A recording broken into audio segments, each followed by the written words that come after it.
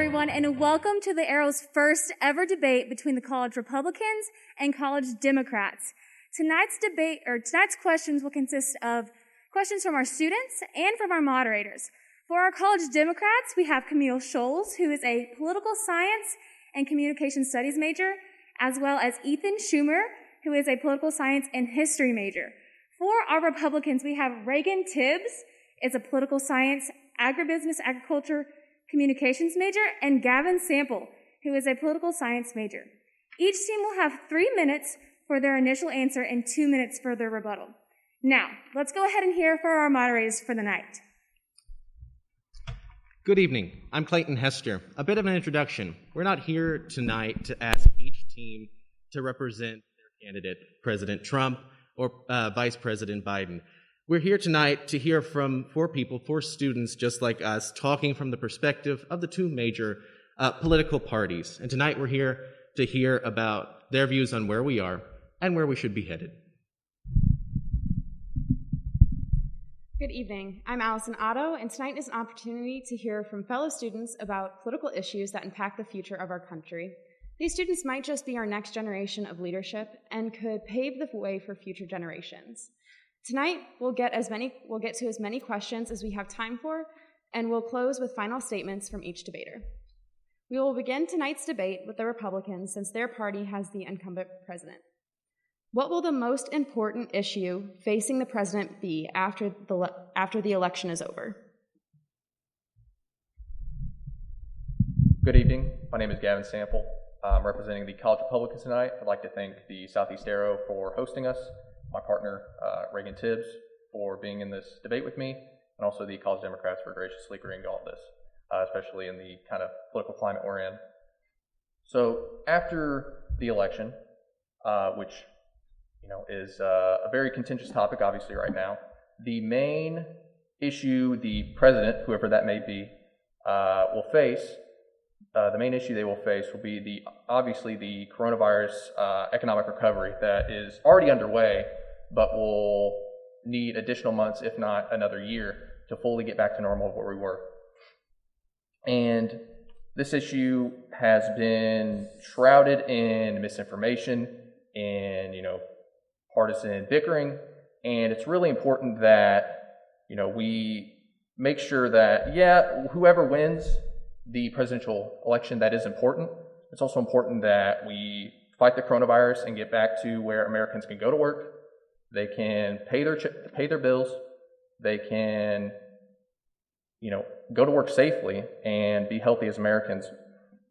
And I think the best way to do this is to not only fight the coronavirus, but also to not be scared of it. I think President Trump put it great when he said, "Don't let the virus rule over you," or something like that. One of those, something like that. The quote is slipping me right now, but he said, "Don't let the virus rule over you. Don't live in fear of the virus." I think that's great, and especially when we get a vaccine rolling through, that will be a way to where we can protect our most vulnerable, which are our seniors and our sick people, while also letting all of our young people, our healthy people go back to work and just get this country back rolling. I know, my work, luckily, has not really been stifled from the coronavirus, but I know a lot of people, friends and family, who have lost hours, who have lost jobs, people who, have lost, time with their family, who couldn't go to funerals, they couldn't go see an ultrasound. I know I heard a story of a child who is very autistic, and they were making great progress in the special school that they had started going to in the spring and January, and that once kind of everything shut down in March, all that progress was wiped out. And it's just devastating to hear that the coronavirus is more than just, it's just more than just has economic effects on us. It also has social effects, psychological effects, people not getting to see loved ones, people not getting to attend their parents' funeral. So the biggest issue post-election is getting back to normal. And getting back to normal has to do with reasonably opening back up. We cannot live in fear of this virus. We have to make sure that we get a vaccine out of the way, through the population, but also in a reasonable manner. Thank you. And now we will turn to our Democrats for their 3-minute response. I'd like to thank the Southeast Arrow for sponsoring this event, our moderators, Clayton and Allison, our friends from across the aisle, Gavin and Reagan, and my friend Camille. After this election, the first thing that must be done is a peaceful transition of power. The President of the United States has signaled that he will not honor the results of this election. That is preposterous. Whoever the winner is, when they're inaugurated on January 20th, has a full plate. First is tackling the coronavirus pandemic, including national mask mandates, as well as more funding for those out of work, for schools, and any other group. People need to go back to work, and students need to go back to school. This president has done almost the exact opposite that he should have done. President Biden will absolutely take the lives of the American people seriously and do everything in his power to make sure that our country gets back on track. The House of Representatives has passed legislation for more funding, for more relief packages. The Senate has failed to vote on that. If we are so lucky to maintain a Democratic House and win a Democratic Senate, Speaker Nancy Pelosi and Majority Leader Chuck Schumer, as well as President Biden, will make sure that the American people are taken care of. Aside from the coronavirus pandemic, racial justice must be tackled. The lives of people of color in this nation are under attack. Because of the rhetoric of President Trump, Asian Americans are at much higher risk of hate crimes. This is unacceptable. All Americans must be treated equally, and equal justice under law must be maintained. Thank you. And now we will go to the Republicans for their response. So the most important issue to the Democrats is this perceived notion of that the election is contested by President Trump. And I get where they're coming from somewhat, in that he has alluded to the fact that there is some irregularities with the election. Yes, there seems to be a massive push for universal mail-in voting, which has kind of gone away in some of the rhetoric. And we can see that when they tried to do this in the state primaries, that this led to massive problems. We can see here when it came time to do the primary in, or their local elections in New Jersey on May 12th. These are local elections, that 9.6% of the ballots were lost. They were rejected, because the signatures did not match. And there's similar cases in Wisconsin and New York. I think New York here, a total of 21% of their ballots in their June 23rd primary were found to be rejected after they were sent through the mail. And we're seeing massive mail-in voting like we've never seen before. And on top of that, we're also seeing cases of fraud, viral videos of people paying people to sign ballots, viral videos of people finding ballots, voting for both candidates, whether in the trash, in the dump. So I think it is, President Trump isn't saying he won't step down from power if he loses. It's just he's, not necessarily conceding, this second. It's kind of, the media frames that very oddly. And two, the Democrats in the House have been the main ones holding up coronavirus stimulus. Nancy Pelosi in particular has been ruthless in making sure she wants to wait until after the election to do a coronavirus pandemic relief. Republicans in the Senate, I do have some problems with them, myself personally, but she has been kind of the prime opponent of doing stimulus now and today. She's been called out by her own caucus, by her own party members, Ro Khanna, and also, Democrat presidential candidate Andrew Yang, who said, pass something now, and she refuses. Thank you. We will go to the Democrats for their response. We know that mail-in ballots, it's not working so great, so smoothly. This is a crazy time for all of us, but we have to make these changes. We have to do this to ensure our democracy is alive. What President Trump could have done is make sure the post office maintained funding They did not get rid of ballot drop-off boxes. And as far as automatic voter registration, we should make the step, like many other advanced countries, and make that a priority. Democrats care about the people affected during this pandemic. And as far as Speaker Pelosi, her relationship with President Trump could be better. Probably a problem on both sides. But this has been a talking point for Republicans for the last couple decades. Nancy Pelosi is evil. She's a California liberal. She's from San Francisco. We can point fingers all we want, but whoever is leading us, our nation right now, we all must work together. The amount of voter fraud between 2000 and 2014, out of over 1 billion votes cast, there were 31 instances of voter fraud. 0.00006% of ballots are false. This rhetoric on the right that this election is being stolen by Democrats, by illegal aliens, is not true. Thank you.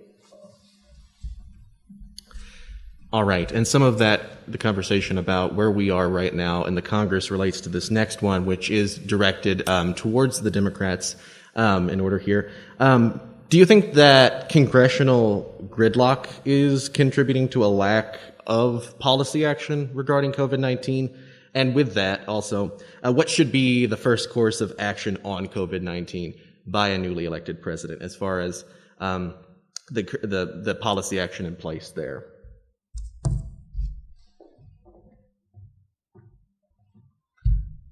I believe personally that congressional gridlock is such a big part of the honestly slow response to this pandemic. Not only do we have a majority Democratic House, we have a Republican Senate, and we also have a Republican president. Therefore, the ball mainly is in the Republican court in order to basically, quote unquote, coerce the Democrats into getting the stimulus package out there. Now, do I have my own problems with the Democratic House? Of course. We all want a new stimulus package. We want it to be expanded in. We want more benefits. But also, since the gridlock is so bad, it's hard to find common ground because of how polarized it is. Now, I think that the new president should do a few things. I think that, one, there should be more money in the stimulus check. I think that the $1,200 was honestly stingy. There are more lost wages in the first 3 months of the pandemic that the stimulus check could even cover. In fact, the stimulus check only handled about two to three bills. And if you're someone who is low income and you have a minimum wage job, you still have other bills to pay. If you're behind on one bill, that only goes to 2 bills, including your past due ones. Therefore, we should increase it. And we should also add more money for people who are on food stamps, on WIC, unemployment. We need to cater to them because they are also at the bottom, essentially. And so if we're only giving them $1,200, they're not going to be able to get out of where they are, especially in a pandemic. We've seen people who've lost jobs. They've been furloughed with no hours, so they're basically fired until further notice. We have people who are healthcare workers. They are being put basically in the depths of AT double hockey stick, for a better word, with little to no PPE depending on their state. There is no federal guidance to having the states help them, and so they're risking their lives, and some of them aren't even getting pandemic or hazard pay. So we need more policies, we need more precautions to them specifically because they are risking their lives to help us get through their pandemic because that's their job. We also see college students suffering, especially ones who are ruled independent by their college or FAFSA or in poverty, and a lot of them weren't even eligible to get a stimulus check. So we have a lot of missing communities in this check that deserve to be on the check because they are tax-paying American citizens.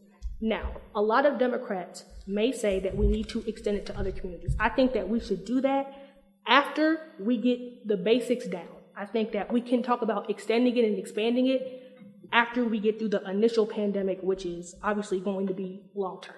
We also have to talk about funding and providing more support to healthcare workers.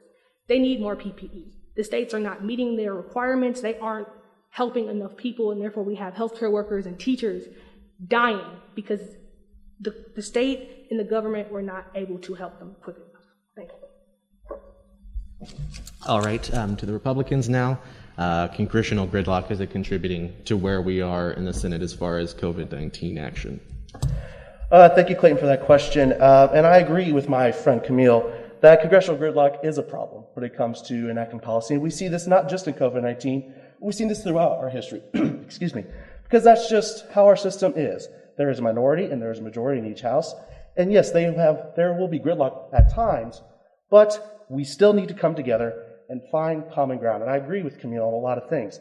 We need to have more funding for our healthcare workers and more hazard pay for people like teachers. My mom's a teacher.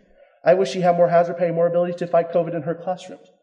I also think that we need to, I was fortunate enough to get a $1,200 stimulus check. I know there were many that were not as fortunate as I. And so I agree that if you need that money, you need to be able to get it from the government. And I think that we need to emphasize the fact that there are many Americans that were put out of work. In addition to being a teacher, my mom is a hairstylist, and she was not able to work for, I believe it was about 5 months because of restrictions placed down by the state of Illinois. And so I agree that there needs to be some sort of action taken on both sides of the aisle, that there needs to be some sort of reconciliation and agreement and recognition that there must be action taken. What that looks like, I'm not sure. I must admit, I'm not the smartest man when it comes to policy creation on the Republican and Democratic side, but I still think, and I agree that that partisan gridlock in Congress, both on the Republican side and on the Democratic side, is a problem, not just in COVID-19, but in general. And we must do whatever we can to break that gridlock and come together, because in the end, this is a crisis we all are fighting together, and we need to have a solution where we all contribute and where we all can get out of this pandemic on the other side. Thank you. All right, Democratic response, 2 minutes. So there's not much that I can really say because me and the Republicans are in agreement. And so it's great that we are able to agree that congressional gridlock is a problem, especially right now. My mom, she's a healthcare worker. She actually caught COVID in March. So I had to ask for an extension on the majority of my midterms because I was worried about her. Is she alive? Yes, thank God, she's alive. But she used to work at the Missouri Veterans Home in St. Louis. There, she had little to no support. She had little to no PPE. Staff were quitting because of the environment, and the state was not caring. And so what we're seeing here is that healthcare workers don't even see it as worth the risk to even want to save the lives of other Americans, because I have my own family at home. My mom is the only parent that I have, and she was like, now, do I need this job? Yes. Do I have to die for this job? Absolutely not. Now, she hasn't caught it again because she works for a private nursing home now. So they test her twice a week at this point. But they're also fortunate enough to have the resources to do that. And so I think that what me and the Republicans are trying to say is that America needs to get their stuff together. I am not the richest person in the world. I am not the smartest person in the world. But what I am is a people person. And what I can see on the people that I talk to on both sides of the aisle is that we need something done. Do we know what that is? No. But I know that I need the government to figure out another stimulus package. I need the government to get the economy together so I can have a job after college. I need the economy to be okay so I'm not worried about paying my student loan back because I don't have the money for it. If I didn't have an on-campus job, I'd be poor. And I'm happy that SEMO has enough money to pay me bi-weekly. But some college students aren't so lucky. Some of them don't have jobs at all. Some of them have student loans up the ante and they can't even pay them back, and they don't know how they're going to pay them back. So what we're seeing is that even though the government has made steps to ease us during this pandemic, there are still a lot of factors that haven't been addressed, and that is because Congress has done little to nothing after March 27th to fix it. Thank you. Republicans, further comment? So when we talk about partisan gridlock, I think one of the things that really prevents both parties from moving on their positions is, honestly, I think some of it might be pride. And it's hard to to recognize that there are other people that have positions that are different than you and that might be completely off base from where you are. But it's okay to work together. That's what Congress and our system is all about, working together to solve the problems that face America. And so I have family too that are healthcare workers, and I think they deserve a lot more credit than we've been giving them. Absolutely. I mean, without our healthcare workers, we wouldn't, I don't know how we would have handled this pandemic. It would have been unimaginable what it would have been like. And so I do agree that we need to find common solutions, that both sides need to listen to their constituents, whether they're in blue states, red states, purple states, whatever. They need to listen to their constituents and find out what is really needed. Because sometimes members of Congress get caught in the Washington bubble. They get so caught up in what's happening in Washington, they forget what's happening in Main Street. And like my hometown of Lincoln, Illinois, they forget what's happening when they're talking at the arcade having a cup of coffee in the morning. They may not understand those conversations they're having, and they may not realize the conversations people are having around the dinner table every night. How are we going to pay for this next bill? How are we going to pay rent this month? How are we going to pay our car premium, our car insurance? And so members of Congress in Washington need to listen to their people, listen to their constituents, and then we can move forward and hopefully pass some more relief for the American people. Thank you. This question will be directed towards the Republicans. The pandemic has not only greatly impacted the United States' health, but also our economy. With this has come stimulus efforts by Congress. As the country moves forward and toward recovery, what should the shape of the economy be coming out of the COVID-19 pandemic? And what should the role of the government be in that?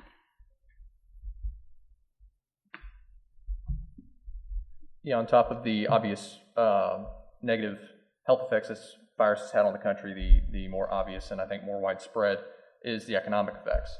And largely that's due to our shutting down, which is necessary to prevent deaths. To what degree we shut down or when we need to open up is heavily debated, obviously.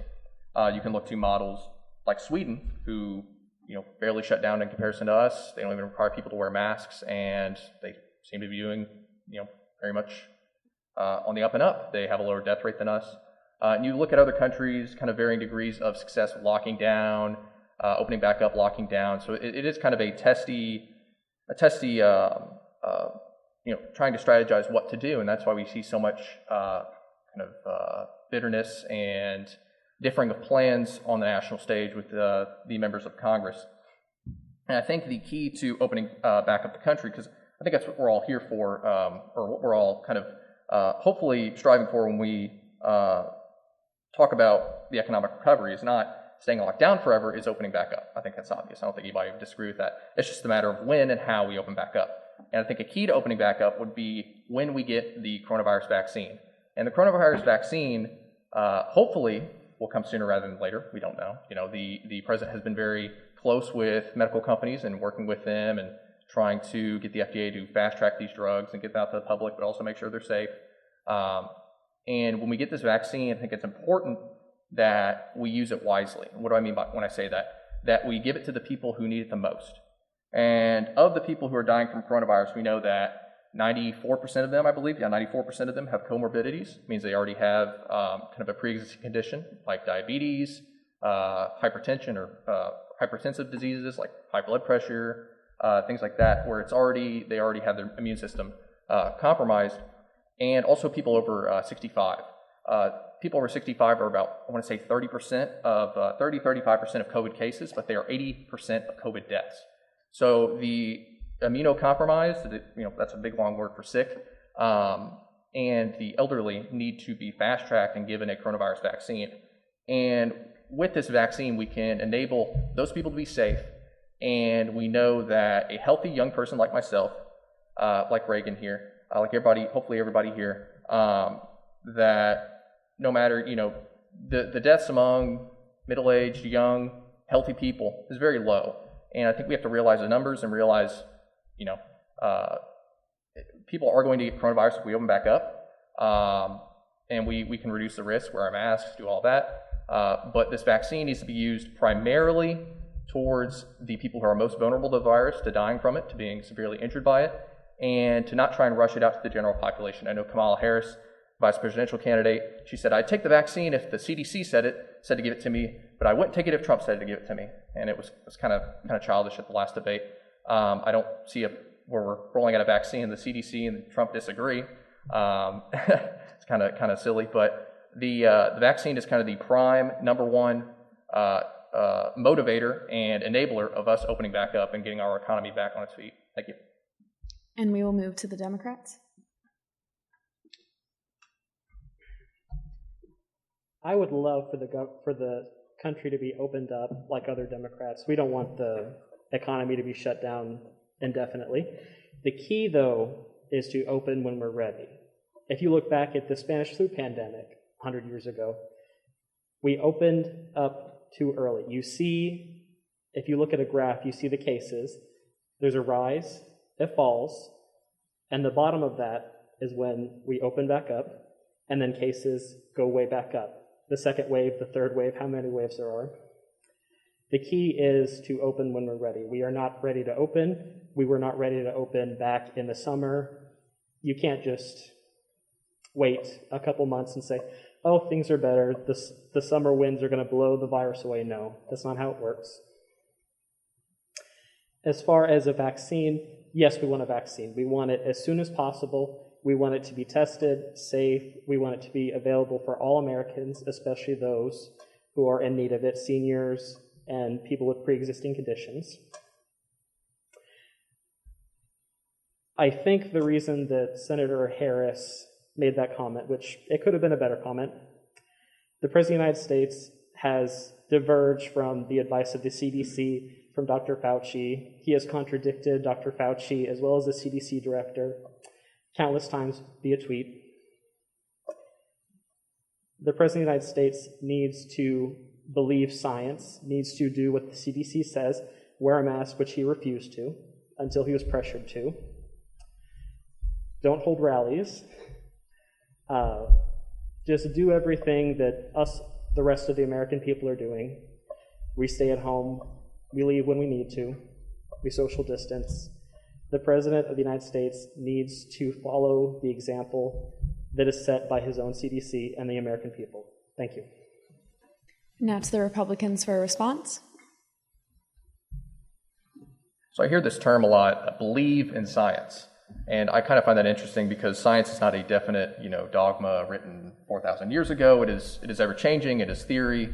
It is good until we prove something is better. And the CDC and Dr. Fauci have gone back on things. They've corrected. They've updated. They've made better their policies. And President Trump, yes, disagrees with Dr. Fauci because he's the president. Dr. Fauci is the health official. President Trump does have his own opinions. He also has economic concerns, different concerns. Dr. Fauci really isn't there to balance the economic concerns with health concerns.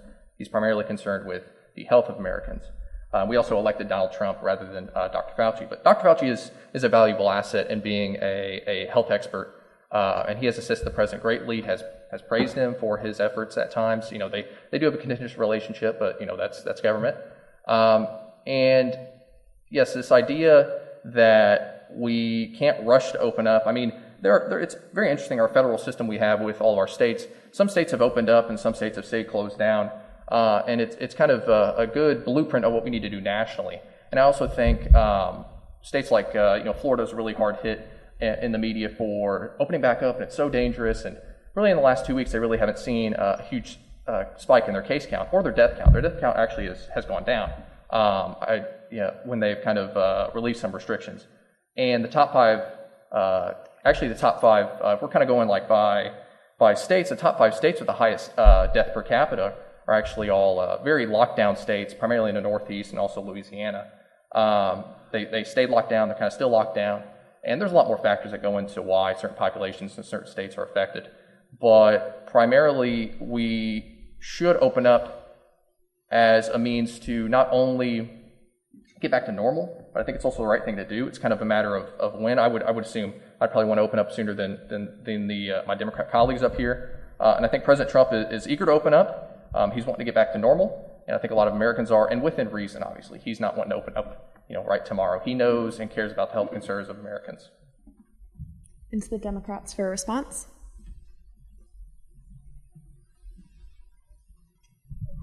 Science is constantly evolving. We understand that Dr. Fauci has made some mistakes, as well as the CDC. They revised their suggestions. That's the nature of science. The fact, though, is the president does not follow whatever the current suggestions are. He does not follow them. Democrats are most concerned about the lives of Americans. Over 200,000 people have lost their lives to this virus. We, of course, have economic concerns, but I hate to think that the President of the United States cares more about the stock market than the lives of the American people. This is shameful. This is unpatriotic. We want a president who cares about people, who has lived through tragedy, not someone who's been wealthy their entire lives, bailed out constantly, someone who knows what it's like to be middle class, working class. Joe Biden will make sure that the deaths of the American people, that we maintain as low as we can the amount of deaths that we see.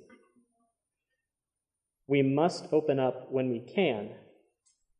We cannot get back to normal until the economy opens back up. We know that. But the lives of the American people are far more important than the economy. And I hate to think that the president is worried about the stock market because it's an election year. Because usually whenever the economy is booming, the incumbent wins again. He needs to care more about the American people and the lives that are being lost every day. Thank you. All right. And so the next question is directed to the Democrats. Investigations of Russian interference circulated around the 2016 election. This year, the president has said that mail-in balloting is a source of voter fraud, as was discussed in some detail earlier. Are current election methods secure, and should more reforms be made to the system? I think the president's comments regarding mail-in voting have been disproven on some level, either by the platforms that he did announce them on, including Twitter. They enacted a fact check thing specifically to counter the numerous occasions of misinformation coming directly from the president. But we also see, as Ethan said, that the rate of voter fraud for a 14-year period for 1 billion votes was 0.000. I think 6%. Was it 4 zeros, Ethan? Yes. It's a minuscule amount. And even though we don't want that increasing, if the American people want to do voting by mail, we should allow them to do voting by mail. We should make it as safe as possible. There is no reason why Americans should be concerned about the security of their vote or their health while voting.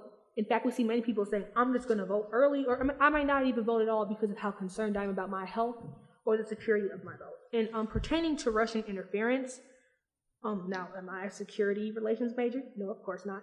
But I think that we do have enough proof to see that Russia had intent to interfere with our election. And whether or not that was successful is a different question that I am not qualified to answer.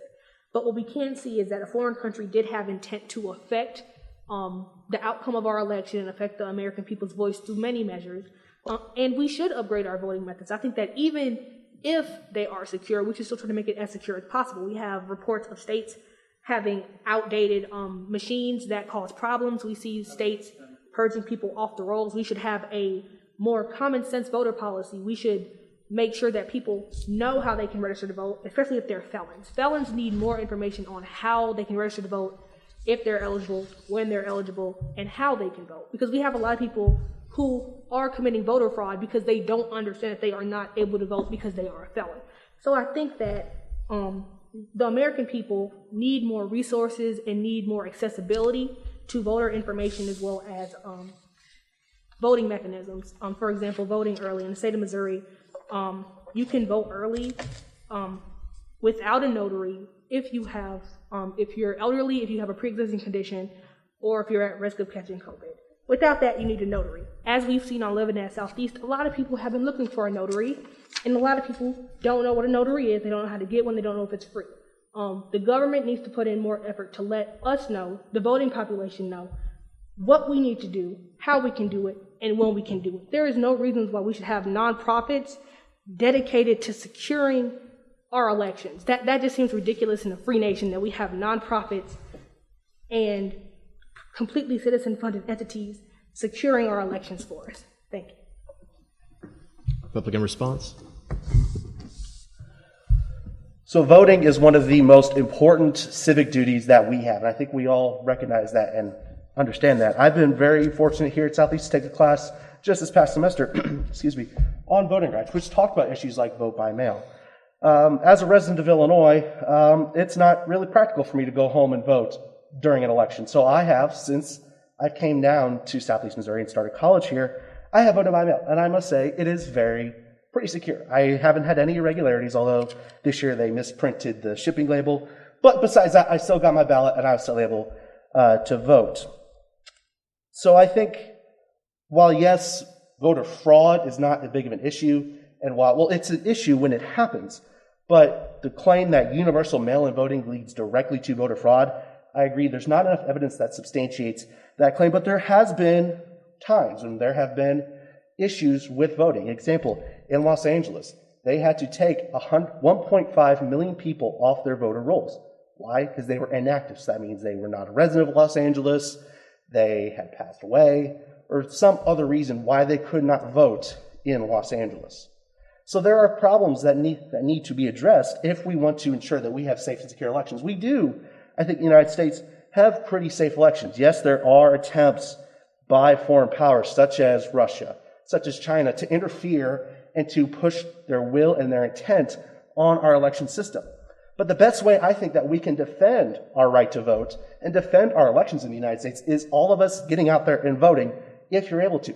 Get registered. If you don't know if you're registered, check with your local county clerk, check with your Secretary of State or whoever your voting authority is.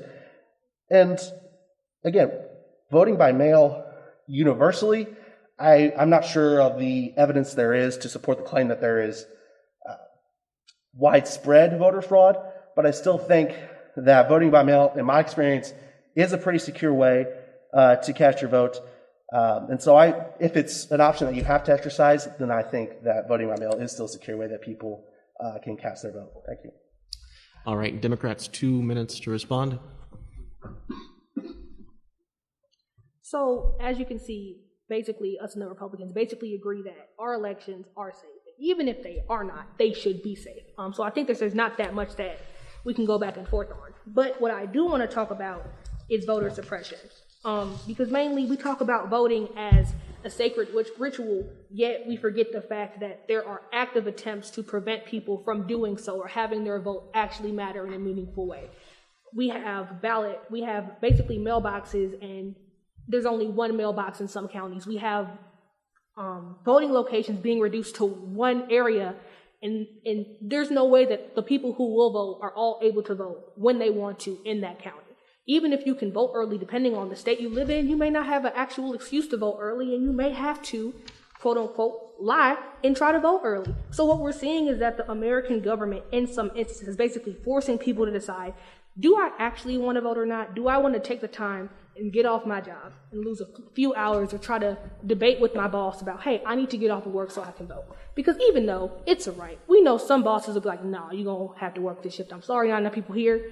And what we're seeing is that some people are actually just not going to vote because they don't see that their vote matters. We see that the majority of voters who choose not to vote in midterm elections and in presidential elections because they believe that their vote doesn't matter. And there is no reason why in a free country, the majority of people in this nation choose not to vote when you were given the right to vote. It doesn't matter how you got it. It doesn't matter if your great-grandma had to march with MLK to fight for it. You should think that your vote matters in a free country. And so basically what we're saying on this side is that, number one, you should be able to vote. Number two, there should not be any hindrances to you voting.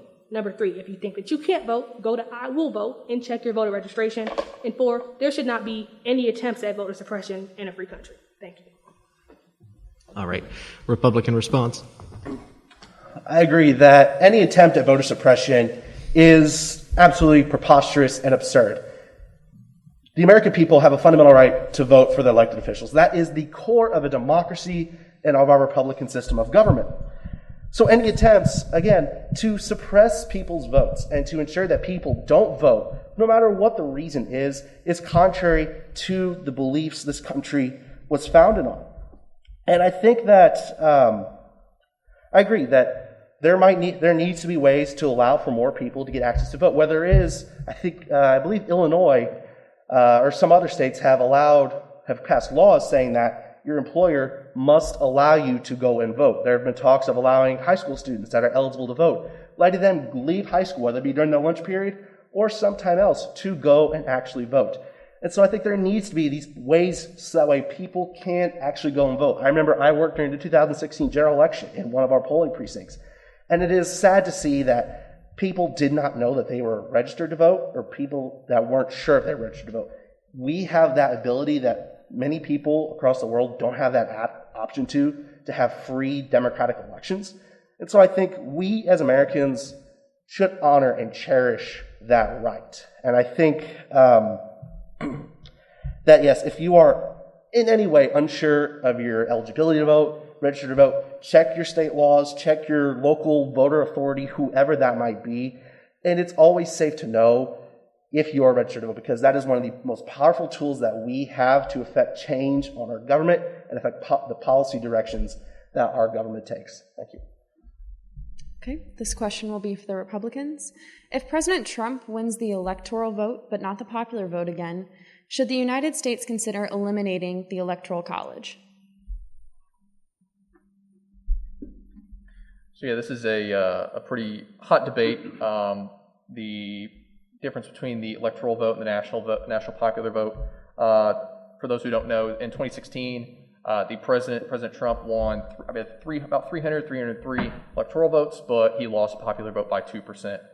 And I would say that we have a system in place where you cannot just get all of the votes in California or Texas or New York. You have to get the votes from a wide variety, a diverse, if you will, set of states across the country that are many different landscapes. You got Rust Belt states, you got Plains states, you got Northeast states, Western states, Southern states. That you have to win a broad coalition of people across these states, and the calls to reform the national popular vote, I think, are very partisan.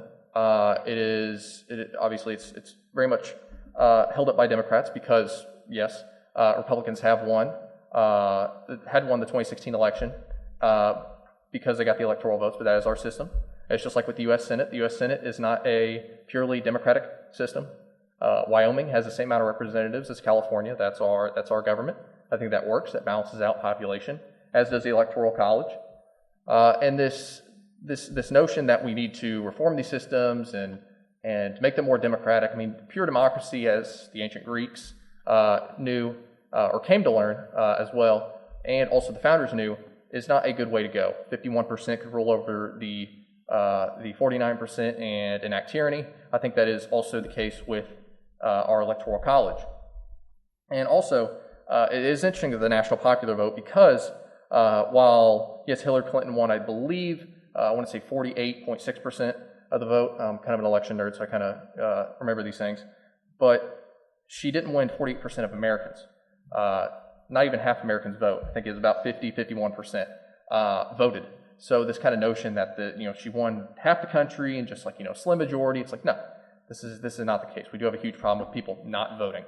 And to argue that the Electoral College is out of date, it is undemocratic. I mean, yes, it is undemocratic, but we are not a democracy. We're a republic that votes democratically.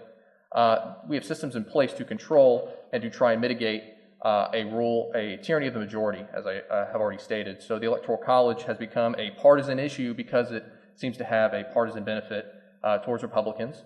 But I think trying to rush and reform key portions of our Constitution, the Electoral College has been around since this country's founding, and we can see whether the Electoral College or the Supreme Court number of seats that seems like the Democrats really want to reform the system and reform the government when it does not fit their needs as it stands. Thank you. And now to the Democrats for their answer. Just because we've been doing something for, say, 250 years doesn't make it the right decision today. 250 years ago, African Americans were 3/5 of a person. Women couldn't vote. We need to modernize. We need a 21st century solution to 21st century problems. The Electoral College worked in the beginning with a population that had very low literacy rates. The existence of Electoral College, a body of men at that time, who were scholarly, educated, who could make sound decisions for the whole entire nation, that was a good idea. In the 21st century, we have the internet, we have cable news, we have radio. People are more informed than ever and should have a right to have a say of who is the President of the United States. If an argument on the right is if you eliminate the Electoral College, that candidates are only going to campaign in big states and big cities, well, I don't see candidates visiting Wyoming or Vermont right now, so the nature of campaigning will change, but it'll transition from candidates going from Iowa, Ohio, New Hampshire to larger population centers. More likely than not, more Americans would be able to see the presidential candidates speak and be engaged. The Electoral College, when it was put into our Constitution, didn't account for the massive population that we have amassed today. Wyoming is a 40th of California's size, but not a 40th of the electoral votes. One vote, one person. If you look at a map, the maps that we see after Election Day, coloring counties and states, you see a big red swath in the west, in the Great Plains. That is open land. And then you see up in the northeast a little bit of blue. Those people, just because they live in a geographically smaller area, doesn't mean their vote is less. Thank you. Now to the Republicans for a response. Yeah, I think a big advantage of the Electoral College, and as you stated, a national popular vote would drive people to the bigger states, and we would never ever see a presidential candidate in Missouri, maybe St. Louis, but let alone Cape Girardeau.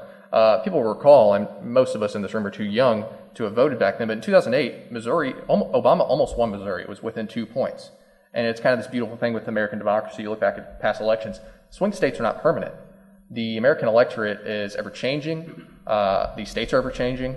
And the Electoral College makes it to where candidates cannot afford to focus on just Florida, New York, California, Texas. They have to come to Iowa, rural Iowa. They have to come to Ohio. They have to address the concerns of the Rust Belt workers in Michigan. They cannot just keep screwing them over. They have to go to New Hampshire, who has 4 electoral votes, who has a very small population. I think about not even 1.5 million people.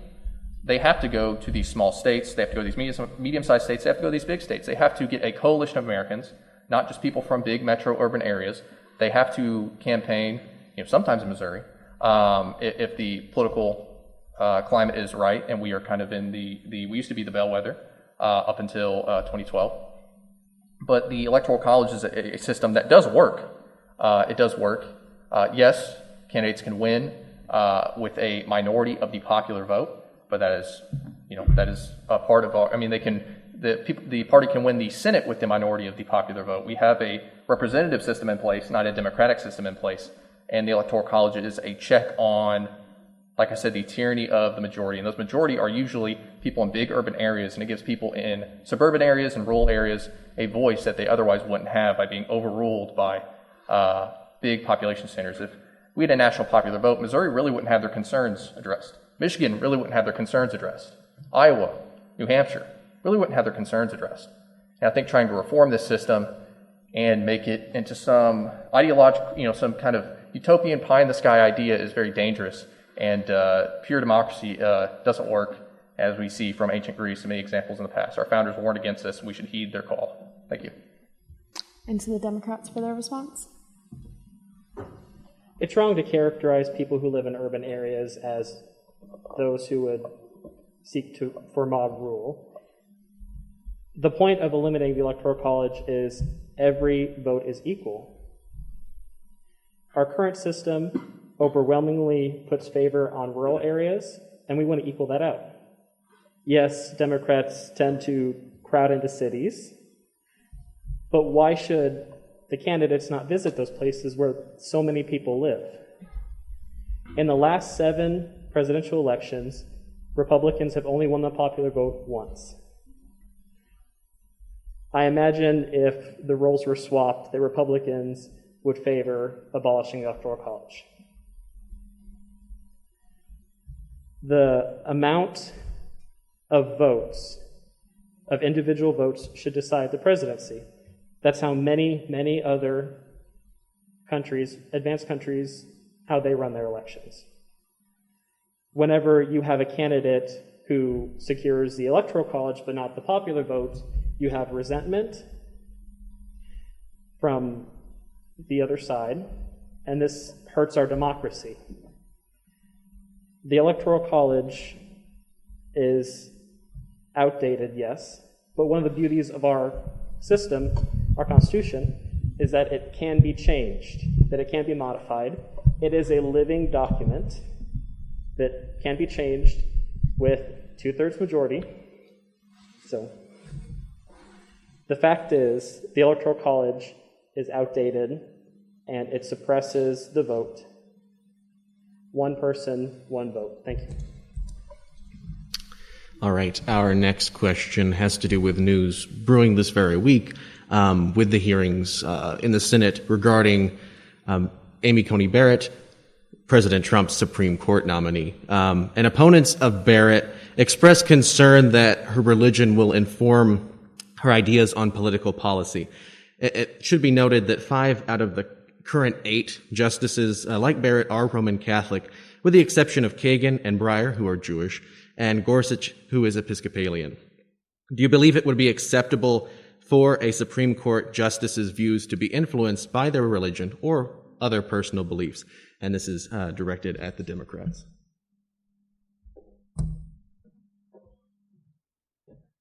Now, I think that there is a fine line between being influenced by your religion and then enshrining your religion into the law. There is a difference. So, for example, if I am a random religion and I'm like, okay, my religion says that I shouldn't eat this food.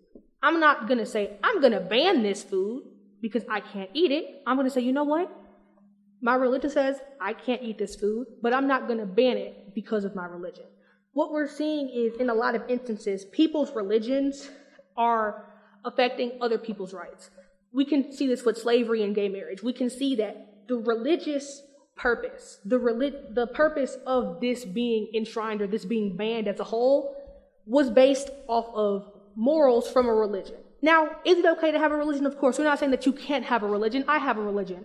But there is a clear difference between you having a real religion and then you letting your religion become the law. One of the reasons why slavery was so widespread within the United States was because it was religiously indoctrinated into slaves' heads and into everyone else's heads that it was morally okay to do so.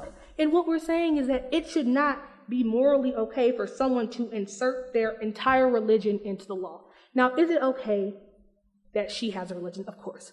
But what we are worried about is that her religious ideas can become the law.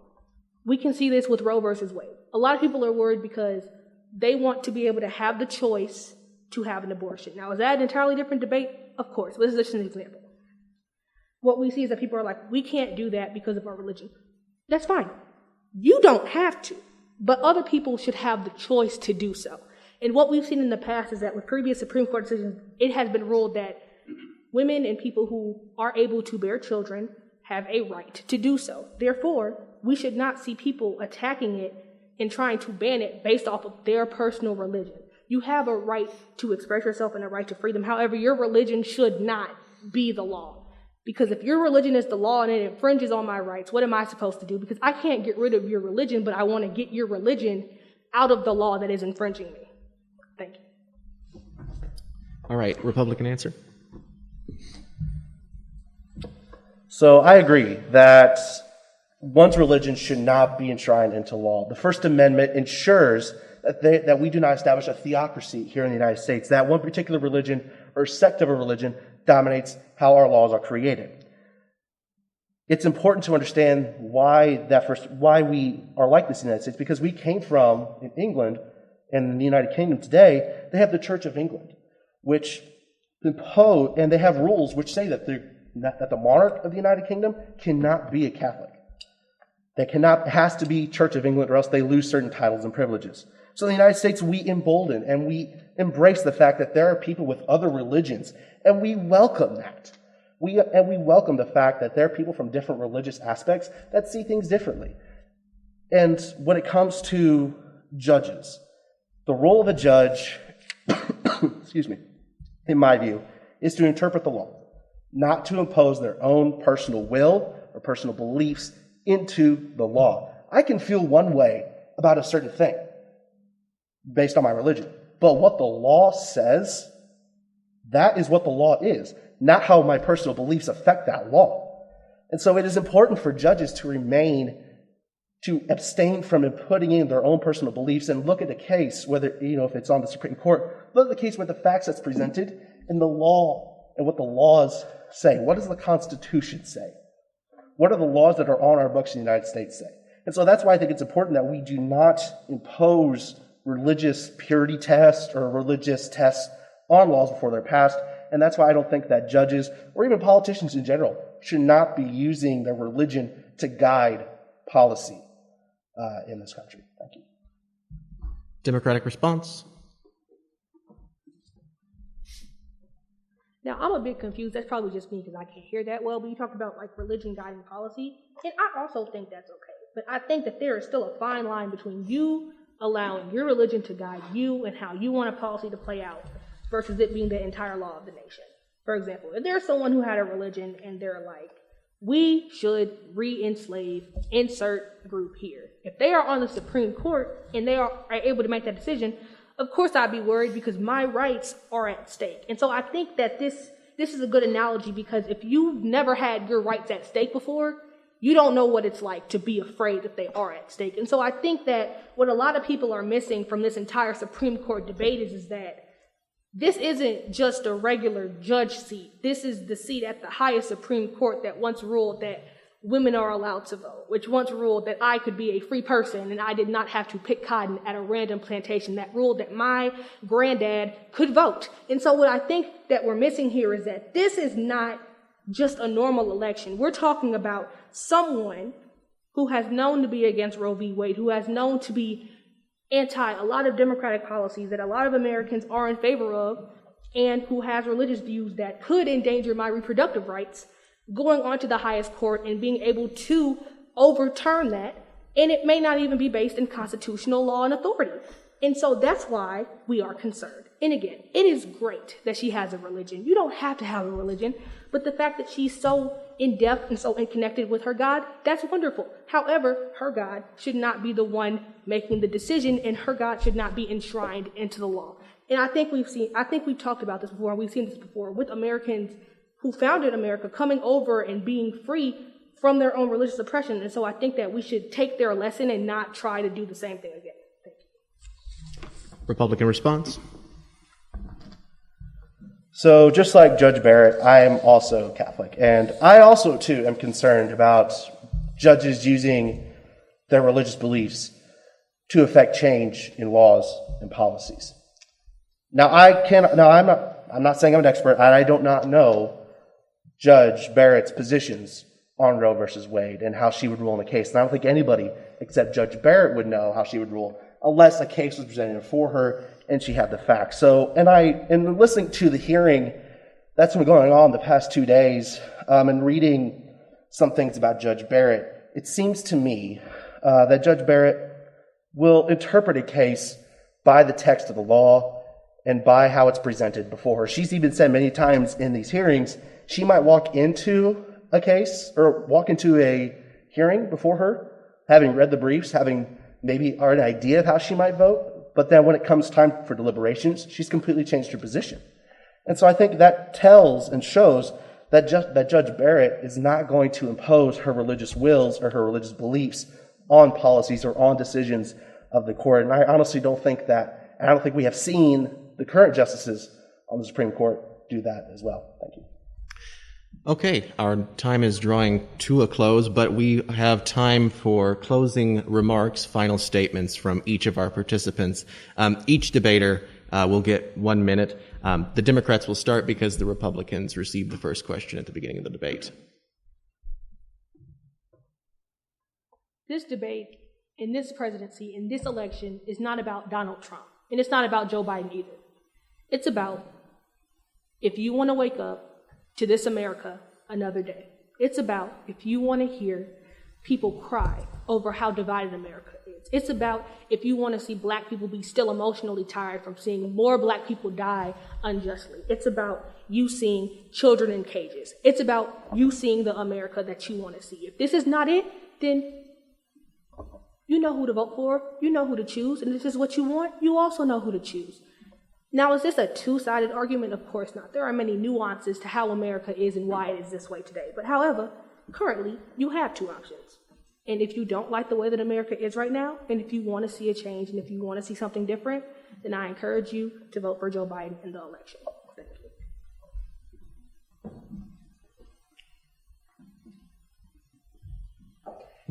I want to encourage all Americans, especially those living on campus and those in the state of Missouri, to vote. This is your greatest freedom as an American. Many people around the world live under regimes that kill LGBTQ people, that punish women for being women, that treat people like they're scum. I promise you, your vote matters. You will not regret your vote. Thank you.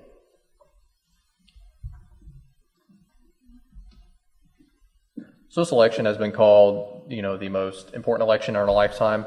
I guess when you're 20 or 21 in my case, I don't even know how old I am, then, that may seem like, oh yeah, I guess so. But I do think it's very important. There's a lot of pivotal issues that we even get to talk about: immigration, trade, healthcare, a lot of things that, President Trump has made strides on we didn't get to touch on here. He has, done things like, did anybody remember ISIS? They were defeated under President Trump's administration. And we haven't really had a major Islamic terrorist attack since late 2017. It's kind of something we don't really remember. President Trump doesn't really get a lot of credit for things he's done. And I hear kind of anecdotes and kind of lies about him, but he is somebody who's presided over, pre-COVID, of course, this shocked the world, this shocked the U.S., a great economy that uplifted everybody, all Americans. It was booming, it was roaring. People were starting to have kids again, start families, buy bigger houses, get newer cars, and just a greater America. And I hope that Donald Trump can get reelected and we get right back to that. Thank you. Well, firstly, I wanted to say thank you to everybody on the stage, and thank you to the Arrow for putting on this event. It is crucially important that we have this kind of civil discourse in our country, so that way we, the people, understand the policies of each party. And no matter where your policy positions are, whether you agree with my friends on the Democrat side or us here on the Republican side, it is vitally important that you vote. It's the most important way that you can actually affect change in our government and in our society. So please, I just ask you, whether you vote for the Democrats, the Republicans, Libertarians, Greens, whoever you decide to vote for, just please vote. That's the most important thing that I think we can portray from this debate tonight, is that everybody should go out and vote. So just please, go vote. Thank you.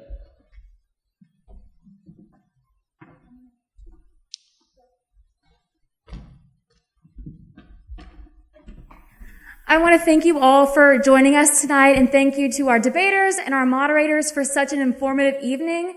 Be sure to follow the Arrow for all of your 2020 election coverage. I'm Ashlyn Wyman. Thanks again and good night.